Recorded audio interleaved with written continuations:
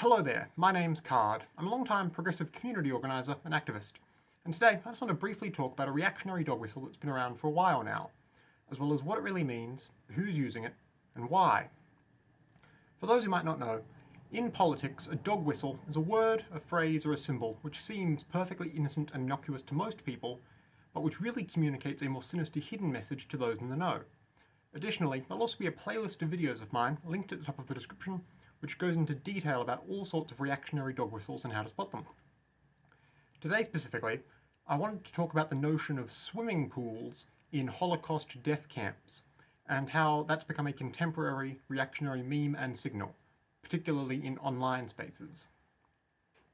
A lot of the online far-right congregate most of the time on dedicated reactionary forums and image boards, where they're free to be as openly bigoted as they want.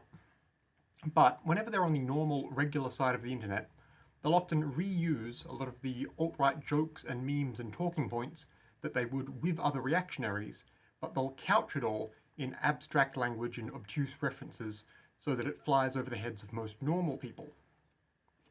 If you consider yourself a socially conscious progressive, you should try to familiarize yourself with a lot of the general references and talking points online reactionaries will bring up, so that you don't let them fly under your radar when they're trying to spread their ideology and signal their beliefs to one another online.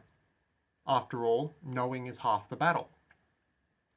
In particular, a lot of the reactionary content you might see posted online that you should be aware of are hateful anti-Semitic jokes and tropes and conspiracy theories that have simply been lifted straight from neo-Nazi forums and the like, and given the slightest veneer of obfuscating abstraction away from what they really mean. To this end, one of the far-right talking points that people will often attempt to jokingly bring up online is the idea that there were recreational swimming pools for the use of detainees at the Nazi extermination camps of the Second World War, like Auschwitz and Dachau. This is essentially misinformation, designed to perpetuate the myth that the death camps were not as bad as conventionally reported, which is itself a form of Holocaust denialism. This is a claim that neo-Nazis and the like have been making for decades now, and they'll often claim to have photographic or video evidence of such swimming pools at the camps. In reality, of course, there were not any recreational swimming pools available to prisoners at the camps, and pictures you might see presented as proof that there were are typically either deliberate fakes or intentionally mislabeled photos of normal swimming facilities elsewhere from the period, or of the firefighting water reservoirs that many of the camps did have, for example.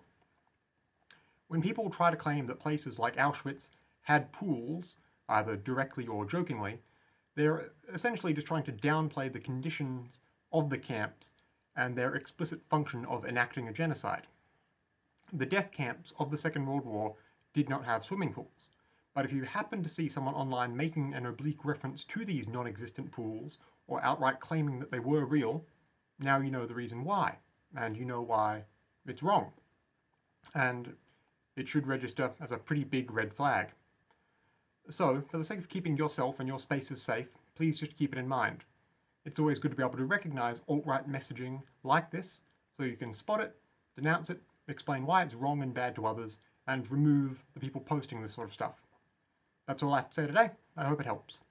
Once again, my name's Card. If you want to hear more from me, especially more about emerging or obscure reactionary dog whistles and how to spot them, feel free to subscribe to this YouTube page, or just take a look at my other videos. Either way, goodbye for now, and stay safe out there.